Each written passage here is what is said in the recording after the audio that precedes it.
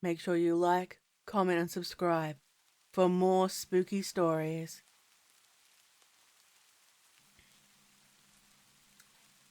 I've been a nurse at our local hospital for the last 8 years. If you're here long enough, you will come across a few ghost stories, maybe even experience one yourself. I definitely had my share since being here. I can name a few that were especially memorable. I will start by saying that it doesn't help that the hospital used to be an orphanage many, many years ago as well. So, the main one we hear about is the children of death. We call them this because when a patient sees one of these kids, they end up passing away soon after. A couple of examples was one gentleman that another nurse walked in on as he was talking to someone, but there was no one in the room.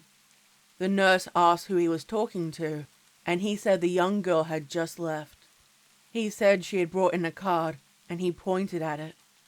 The nurse said she looked at it, and it looked like a young child's drawing of a person surrounded by flowers and people crying. We had no idea where it came from, as he hadn't had any visitors that day. We even checked the logs, and his son came to see him the day prior, but no one today, and his son didn't have any young kids. A few days later, the man passed away in his sleep. He was there due to a heart attack, but seemed to be improving. Another instance was an older lady that was there after breaking her hip. She said she was a medium, so she was always entertaining us nurses on duty. She gave us all readings and told us some interesting stories of past readings she had done. Every once in a while, she might ask to pass on condolences to someone there that recently lost someone, be it another patient or even our head nurse once. Her father had died suddenly, and we, the nurses, didn't really talk much about it, but this lady brought it up. I thought she must have heard someone mention it. However, there was one instance where we received a nurse call to her room, and upon entering, she asked that we check on the woman across the hall. She claimed she saw her walk out of the room, holding the hand of a little girl. This was in the geriatric ward, so the patient didn't have a heart monitor attached, and she was bedridden because she was very frail and couldn't get up on her own. We dashed over to her room to see she had passed. We were shocked because, while we were expecting she would pass soon, we had no idea when, nor did we know how this other patient would have known. She couldn't have left her room, and there were no kids on this floor. So, of course, we had to go back and ask her about it. She said that the lady looked spry and happy, and believed the little girl was helping her move on to the afterlife. We thought at first that maybe it was one of the children the other patients have seen, but she said she was wearing modern clothing. A pink flowery dress with a huge flower in her hair. We thought it was a crazy situation, but we let it go. Later on, after the older woman's daughter came in to get her mum's belongings, the medium was wheeled back to her room by another nurse when she stopped this daughter to speak to her. After giving her condolences for her mother's passing, she brought up that she saw her as she passed over and began asking her, the daughter, about her own daughter. She started crying and was shocked that she had brought it up.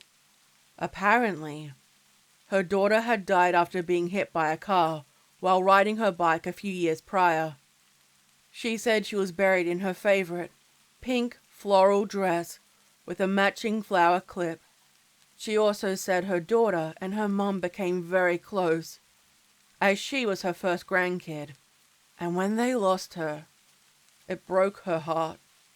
I thought, maybe she recognized this woman from the news, or something, but how could she have known what she was wearing when she was buried? I don't much believe in mediums, but the fact that the little girl this woman appeared to be walking out of the room with matched her granddaughter. made me a little less skeptical.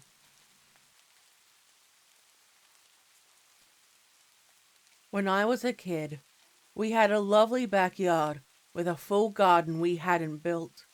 It was all built by the previous homeowner, who had actually passed away in the house. My parents kept it all intact, but they never really did anything extra with it. They left what the previous owner had planted, and just let it do whatever it naturally did. It was actually quite pretty, and even being left to its own devices, it would be the loveliest little flower bed. To add to this, the previous owner had installed a clothesline around the flower bed, and my mom was old-fashioned. So, she believed that sun-dried clothes smelled fresher and felt crisper. One day, she asked me to go hang the laundry outside. Normally, this was a chore, but I didn't really mind. It was almost meditative, so I enjoyed it. But, on this day, for some reason, when I stepped outside with the basket of damp clothing, I stopped. I don't mean I just stopped walking. I mean that I literally froze, unable to move. I got hit with this intense fear, this strange and paralyzing feeling of unease. It was overwhelming. So overwhelming I almost started to feel like I was going to cry. I tried to keep going, tried to take a step forward, but I literally couldn't. I was trying to think logically, looking around for a person in the yard watching me, thinking about whether or not I'd watched a scary movie, or read something that had me in an anxiety attack. Look, I was like 12, so I was just trying to piece together, while I was feeling like I was freaking out in the backyard that I'd spent countless hours in. At some point, my mother must have realized I was acting strangely, and just standing there in the yard and staring at nothing in particular, when she had asked me to take care of the laundry, I heard the back door open and her stepping toward me. When I heard her say, "Hey, Melody, what's wrong? What are you—" And she just stopped when she got next to me. I glanced over at her, and I watched the color drain from her face, and her eyes got wide. She felt it too. I remember just looking back at the garden, looking for whatever it was that was causing this, and asking, "What's going on, Mum?" To which she said, "I don't know. Let's go back inside." She grabbed my arm and pulled me back to the house. We go back inside, and she just stood there staring at that flower bed, looking terrified. I asked her if there was something out there, and she just shook her head saying she didn't know. I asked her if she felt what I felt, and she told me she felt something, but didn't know what it was. She ended up just throwing the clothes in the dryer, and we didn't talk about it after that. She didn't even mention it to my dad. So, what the hell was that? We never spoke about it at all after that day, but I've obviously never forgotten it. My mom didn't hang the clothing on the line for a couple of months after this, and I think that whatever that feeling was the reason. I know there was nothing physical there.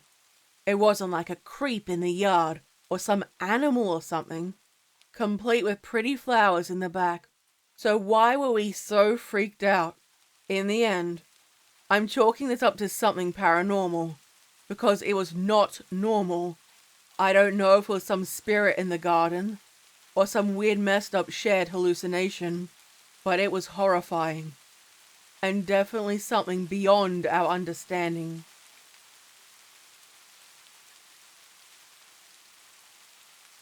I used to do overnight IT work for a handful of hospitals in a small town in the Midwest that, if I mentioned it, you would have no idea where it was. That said, I'm going to say it was in Nebraska and leave it at that. It was contract work, and it was outsourced to a third-party company.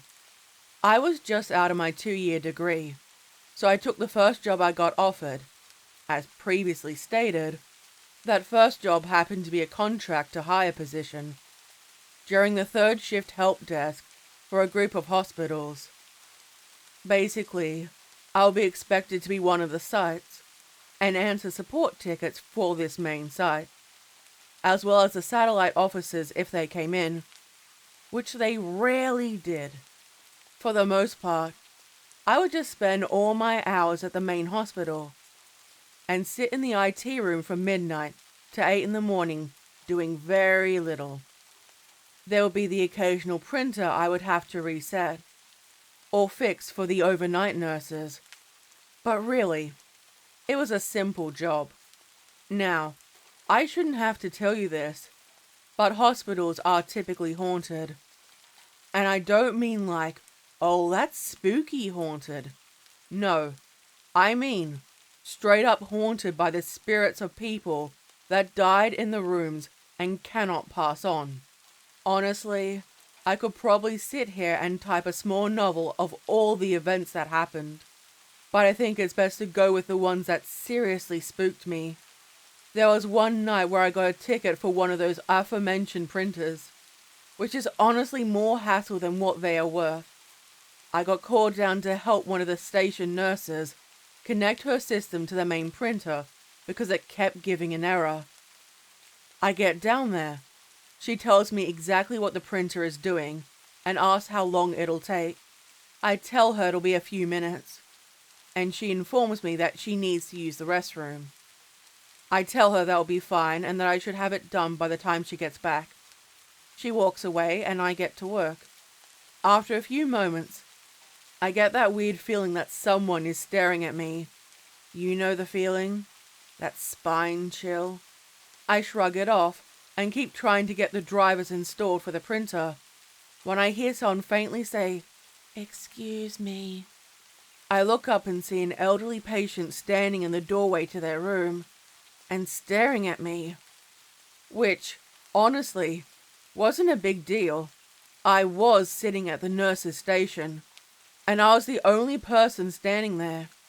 I looked up and, as politely as I could, said, "My apologies. I'm just here to help with the computer. The nurse on duty went to the restroom. I'll let her know you need help as soon as she gets back." I say this. She smiles at me with her wrinkly, beaming smile, and I think everything is okay between us. I sit back down and start back to getting the hunk of junk back to a functional state. After a few moments of me working with it, I get it to connect, and it starts spinning up as the spooler pulls on the jobs. I patted myself on the back for another successful night, and leaned back in the chair. I glanced back toward where the elderly lady was, and saw she'd closed her door. As soon as I notice this, the nurse on duty comes back.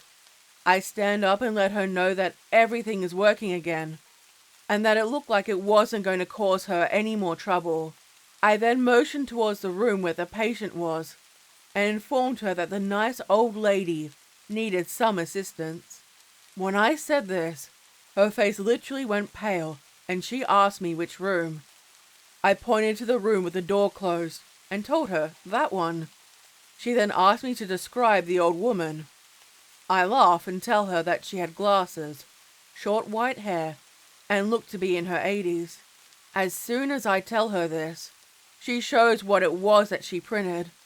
It was the paperwork she needed to fill out for a recently deceased patient. The picture of the patient was the woman that was standing in the doorway. She then tells me that this patient had passed away earlier that evening, and that they had just cleared her room. Obviously, I thought she was just pulling one over on me, and playfully told her to knock it off. She stared at me with a deadpan stare, and walked over to the room, then opened the door and motioned for me to look. I reluctantly did, and sure enough, it was empty. The room was sanitized. Everything was clean and the board was blank. Honestly, that kind of ruined that night, and I just grabbed my laptop and went back to the IT closet. I didn't really want to deal with people after that one. Beyond that, and probably one of the other nights that scared the hell out of me, there was one evening when I was in the closet with one of my new co-workers that I was training. This was a year later, after I was hired on full-time, and I was actually training the person to be under me. I had already explained how things worked, and he was sitting there, going through the HR video training, and I was probably on Facebook, just waiting for a ticket to come in, so we had something to do. We were literally just sitting there in the quiet hum of the servers, when out of nowhere, the lights in the server room shut off. My mind immediately went to the worst case scenario.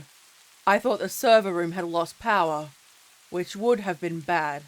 Server room losing power means that the servers may have shut off, and we have to manually check them all to make sure they would turn back on with the emergency power, and there were no errors. I look around and see that the server rack still has green lights on it, which means they were all good to go. I told the new guy to wait there, and I got up to go and see if the rest of the hospital lost power. When I got to the door, the switch was off. Like someone had legitimately turned it off. I shrugged it off and flipped the switch back on. The newbie asked if everything is okay, and as soon as I start telling them that it was nothing, the lights seriously flip back off. I slowly turn around, turn them back on, and start to walk backwards back towards the desk. I watch the light switch slowly move from the on position to the off position. It was like a really weak person was slowly pushing it with one finger, just nudging it slightly down until it was off. This was enough for me. I told the new guy that we were taking a lunch. He laughed and asked what was going on, and I told him that, at that exact moment, we were going to leave the server room and go down to the cafeteria to take a lunch. I have no idea what the hell kind of spirit was having fun with us that night, but I wasn't going to agitate it any further, and I decided to just let it have its way. We went down and had lunch, then went back up to the server room. When we got there, the lights were back on, and they didn't turn themselves off after that. And while that may not be creepy to some people, it seriously freaked me out, mostly because I was well aware of how haunted that hospital really was.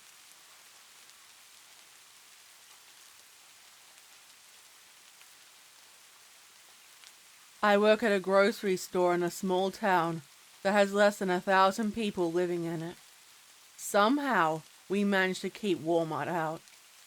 This store is where countless generations have done their shopping, and it is still owned by the same family that built it. I got a job there on the weekends to save up some extra money to go to college in a few years, since it was nighttime on a Saturday.